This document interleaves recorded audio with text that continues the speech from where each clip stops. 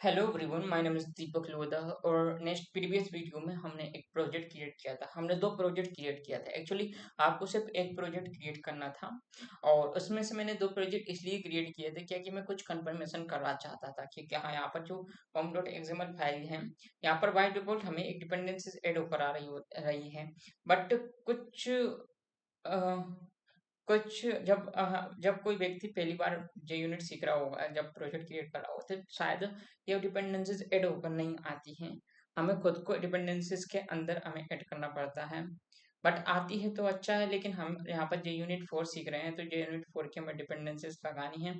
वो मैंने बता दी थी कि उस डिपेंडेंसीज को कैसे सर्च करना है, कहाँ से कैसे लाना है, उठा के कॉपी करके यहाँ पर रिलेट करना है। ठीक है, अब हम देखने वाले हैं कैसे हम इसको लॉजिक को राइट करते हैं और इस लॉजिक को कैसे चेक करते हैं, टेस्ट करते हैं यूजिंग द JUnit 4। ओके, सो हम एक क्रिएट करते हैं एक यहाँ पर आपको दो क्लास दिख रही होती है, एप और app test. Actually app use करते हैं जहाँ पर हम अपना लॉजिक लिखने वाले हैं, और एप टेस्ट पे यूज करते हैं यहाँ जब हम अपनी टेस्टिंग कर रहे होते हैं। ठीक है, तो अब हम यहाँ पर लॉजिक लिखते हैं, एक पैकेज क्रिएट कर लेते हैं, न्यू क्लास क्रिएट करते हैं जिसको में रख देते हैं सर्विसेज।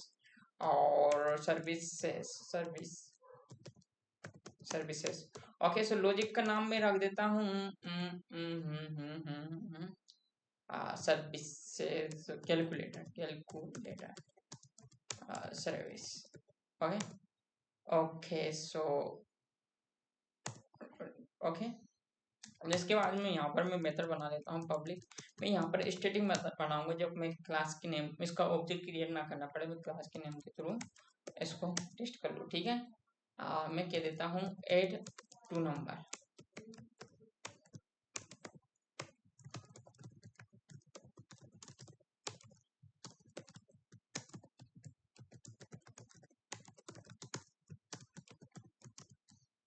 ठीक है, अब जिसके बाद में मैं एक और मेथड बना लेता हूँ, public static and product. Actually में यहाँ पर क्या ले लेते हैं हम, चलो ठीक है, एनडी ले लेते हैं, डू नंबर ले लेते हैं।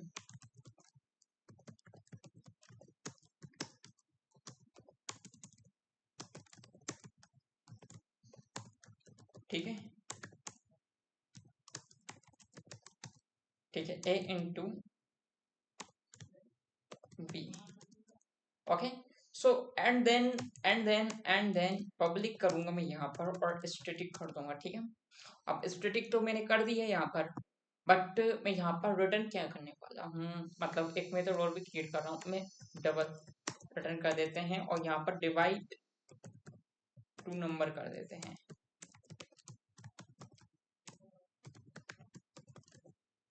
ये डबल ले लेते हैं यहाँ पर भी नंबर हम, और ए डबल मतलब बी। ठीक है, अब मैं ए डिवाइडेड बाई बी करूंगा तो हमारा डबल रिटर्न होकर जाना चाहिए। ठीक है, इसी प्रकार से आप पब्लिक स्टैटिक का इंट बना लेते हैं। अब यहाँ पर लिख दीजिए एट एनी नंबर।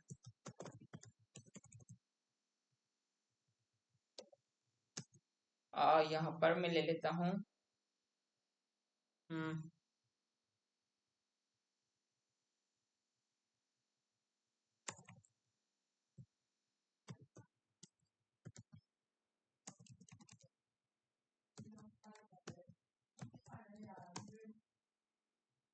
किस टाइप के आने वाले हैं नंबर।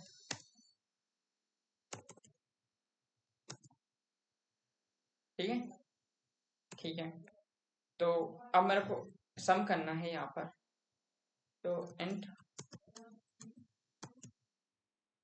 फॉर ईच का यूज करूँगा और यहाँ पर मैं ले लूँगा आई और नंबर्स।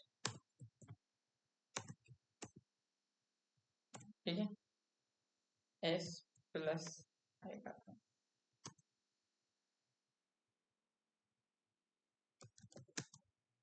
ठीक है, ठीक है, इसके बाद मैं रिटर्न करा दूंगा इस सम को। इस प्रकार से इसका मतलब होता है कि मेरे दोस्तों यहाँ पर कौन से भी नंबर आ सकते हैं इन टाइप के मल्टीपल, 4 आ जाता है, 5 आ जाए, 6 आ जाए आर्गुमेंट में, कितने भी। ठीक है। और जिसके बाद में अब हम इसको टेस्ट करने जा रहे हैं टेस्टिंग की हेल्प से। And then so we will create a class calculator. Okay. Service logic को हम टेस्ट करने वाले हैं, तो यहाँ पर मैं टेस्ट लगा दूंगा। तो टेस्ट आप लगाए या ना लगाए, लेकिन क्या है कि रीडेबिलिटी पर्पज के लिए काफी इंपॉर्टेंट होती है। ठीक है। अब मैं टेस्टिंग करने वाला हूँ। ठीक है। जिसके बाद में मैं सबसे पहले मैं टेस्ट करूंगा public void to add two number test. Okay. यहाँ पर मैं ले लेता हूँ एंड रिजल्ट। ओके। मैं कैलकुलेटर सर्विस को कॉल करता हूँ, यहाँ पर एड टू नंबर ले लेते हैं।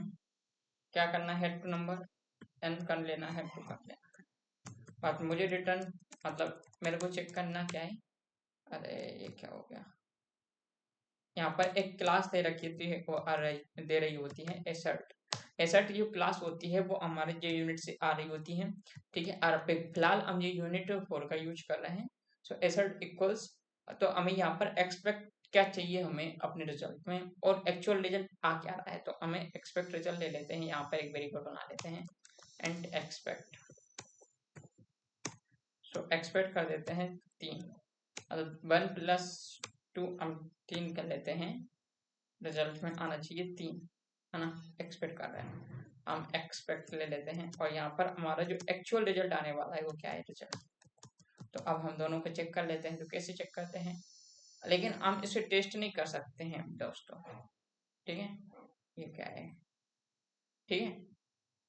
अब हम इसे टेस्ट नहीं कर सकते, क्योंकि यहाँ पर हमें कोई रन नाम से कोई वो नहीं आ रहा है कि जिससे कि हम टेस्ट करें। ठीक है। तो कैसे टेस्ट करेंगे, टेस्ट करने के लिए हम यहाँ पर एक एनोटेशन का यूज करते हैं, @टेस्ट। ठीक है। ठीक है। अब हमारे पास ऑप्शन आ रहा है रन करने को, हम रन करते हैं। ठीक है। और हमने टेस्ट किया, तो टेस्ट क्या किया, हमारा जो एक्चुअल रिजल्ट आ रहा है वो 4 है, जो हम एक्सपेक्ट कर रहे हैं 3। तो ये तो एरर हो जाते, एक्सपेक्ट हमें 3 कर रहे थे और आ रहा है 4। तो हमारा यहाँ पर इस प्रकार से हम लॉजिक को चेक करते हैं। फॉर एग्जाम्पल हम एक्सपेक्ट कर रहे थे 4 और आ भी रहा है हमारे पास 4, तो मैं रन कर देता हूँ। ठीक है। तो देखो हमारे पास कोई एरर नहीं आ रही और हम टेस्ट कर रहे हैं, वो कैलकुलेटेड रिजल्ट बहुत आ रही है। ठीक है। ठीक है। इस प्रकार से, अब इस प्रकार से हम और भी टेस्टिंग कर सकते हैं, और भी क्लासेस है। यहाँ पर मैं कॉपी करता हूँ इसको, और ये पेस्ट कर देता हूँ। अब मैं टेस्ट करना चाहता हूँ प्रोडक्ट टू नंबर। सो मैं यहाँ पर इससे पहले क्या करता हूँ, इस प्रोडक्ट को मैंने स्टैटिक बना दिया था। ठीक है। सारी क्लास को स्टैटिक बना दिया था। ठीक है। ठीक है। यहाँ पर मैं क्या लूंगा, मैं प्रोडक्ट ले लूंगा। ठीक है। तो मैं 3 और 4 का प्रोडक्ट करता हूँ। तो मैंने कहा कि 3 चौके 12 होना चाहिए, लेकिन रिजल्ट में हमारा कुछ और ही जाएगा।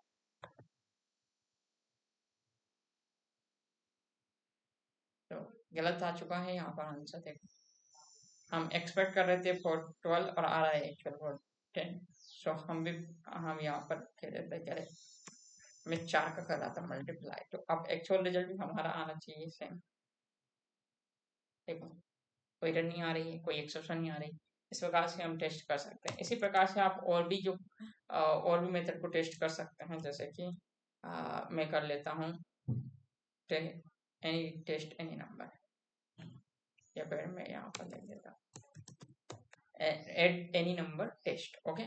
सो मैं इसके लिए क्या करता हूँ, यहाँ पर एड एनी नंबर। ठीक है। यहाँ पर मैं टेस्ट कर रहा हूँ किसको, मैं 1 को ऐड कर रहा हूँ, मैं 4 3 को।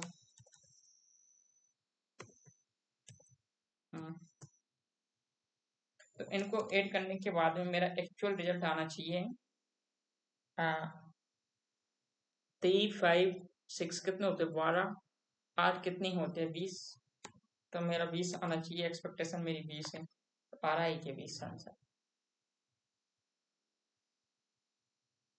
आ रहा है। ठीक है, कोई रहा नहीं आ रहा। फॉर एग्जाम्पल मेरे को एक्सपेक्टेशन में चाहिए 19 आंसर, बट आ रहा है हमारा 20। देखो अब इधर आ गई, क्योंकि हमारी एक्चुअल आउटपुट तो 20 आ रहा है, लेकिन हमें एक्सपेक्टेशन क्या थी इस लॉजिक से 19 की, तो 19 तो आ ही नहीं रहा है। ठीक है, तो इस प्रकार से आप टेस्ट कर सकते हैं, आप डिवाइड का भी टेस्ट कर सकते हैं। ठीक है, आप टेस्ट यहाँ पर लगाना कंपलसरी नहीं है, बट क्या है कि आ, हमें अपनी रीडेबिलिटी को इंक्रीज करना है। ठीक है, तो रीडेबिलिटी पर्पज के लिए हम टेस्ट इस प्रकार से लेते हैं। यहाँ पर हम टेस्ट कर लेते हैं डिवाइड,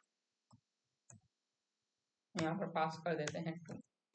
ठीक है, अब हमें यहाँ पर अब हम टेस्ट करते हैं इसी को। यहाँ पर क्या आना चाहिए, डबल आ रहा है यहाँ पर आंसर। ठीक है, आउटपुट में, और यहाँ पर हमें एक्सपेक्ट क्या है, डबल। हमें 4.0 एक्सपेक्ट है यहाँ पर। ठीक है, तो क्या आना चाहिए देखिए, ओ ये तो एरर आ चुकी है, लेकिन हमारी अब एरर आ रही है, एक्सेप्शन आ रही है, वो थोड़ी डिफरेंट आ रही है। एरर है ये, एक्सपेक्शन नहीं है, एक्सेप्शन नहीं है, एरर है जो एसर्ट एरर। क्योंकि जब हम यहाँ पर डेल्टा पास करना है, क्योंकि हम जो यूज कर रहे हैं मेथड, वो हमारा मेथड यहाँ पर देखिए, असल में ये मेथड हम यूज कर रहे हैं वो भी सेम ही है, बट यहाँ पर हम इंटीजर 2 आर्गुमेंट पास नहीं करना है, 3 आर्गुमेंट पास करना है ये वाला। ठीक है, क्योंकि यहाँ पर हमारी फ्लोट वैल्यू जा रही है पासिंग में। ठीक है, तो कैसे, हमें यहाँ लेना है एक्सपेक्टेशन रिजल्ट, एक्सपेक्ट दे देता हूँ मैं। ठीक है, यहाँ पर मेरे को एक्चुअल रिजल्ट आने वाला है, वो रिजल्ट ले लेता हूँ। अब मेरे को यहाँ पर डेल्टा देना है, मतलब इसके कितने, मतलब जब हमारा जो एक्सपेक्टेशन है उससे कितने का अंतर हो सकता है, तो आप उसे इग्नोर कर सकते हैं, मतलब एक्सेप्ट कर सकते हैं। मैंने कहा कि मेरा 0.001 का डिफरेंस आ रहा हो तो आप उसे एक्सेप्ट कर लीजिए, कोई दिक्कत नहीं है। ठीक है, ठीक है, तो अब देखता हूँ कि ये रिजल्ट क्या आता है इसका।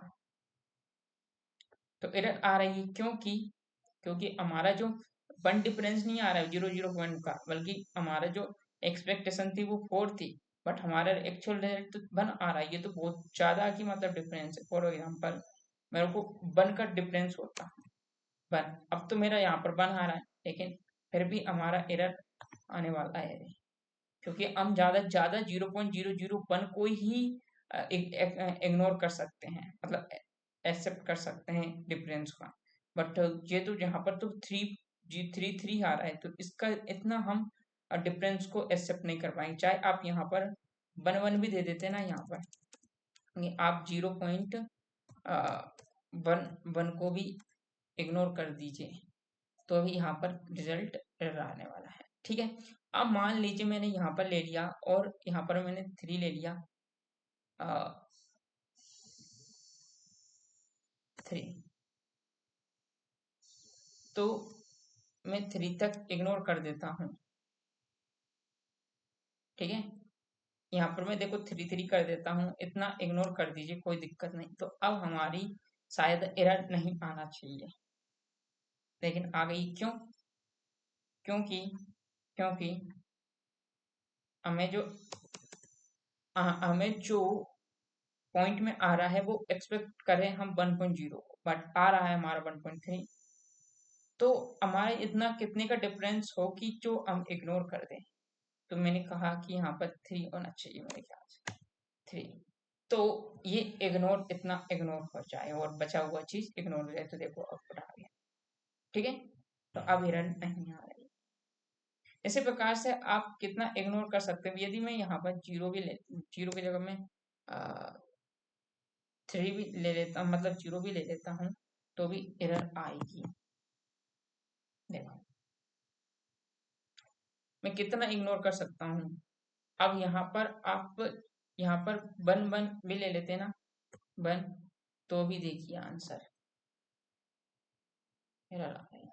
अब मैं यहाँ पर 3 ले लेता हूँ, तो अब देखिए आंसर, अब आउटपुट सही आ रहा है। ठीक है, अब यहाँ पर मैं 4 ले लेता हूँ, तो अभी आंसर मेरे ख्याल से सही आना चाहिए।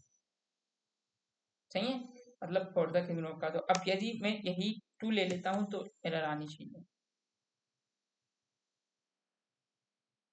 एरर क्यों नहीं है? क्योंकि हमने यहाँ पर 3 ऑलरेडी दे रही है, क्योंकि हमारा वो रिजल्ट आ रहा है वो ऑलरेडी, इसलिए ये एरर नहीं आएगी। यदि मैं यहाँ पर 2 2 दे देता हूँ तो देखिए आंसर तो भी आ रहा है। ठीक है, इस प्रकार से आ सकता है। देखिए अब यहाँ पर मैं भले 2 भी दे दूंगा ना, तो भी देखिए आंसर आंसर आ रहे हैं। ठीक है, तो इस प्रकार से हम रिजल्ट को चेक करते हैं। ठीक है, लॉजिक को चेक करते हैं। तो अब नेक्स्ट वीडियो में हम और इससे आगे की तरफ देखते हैं और भी टेस्टिंग करते हैं। ठीक है, जो यूनिट 4 का यूज करके, जिसके बाद में इस ठीक है, अभी तो देखिए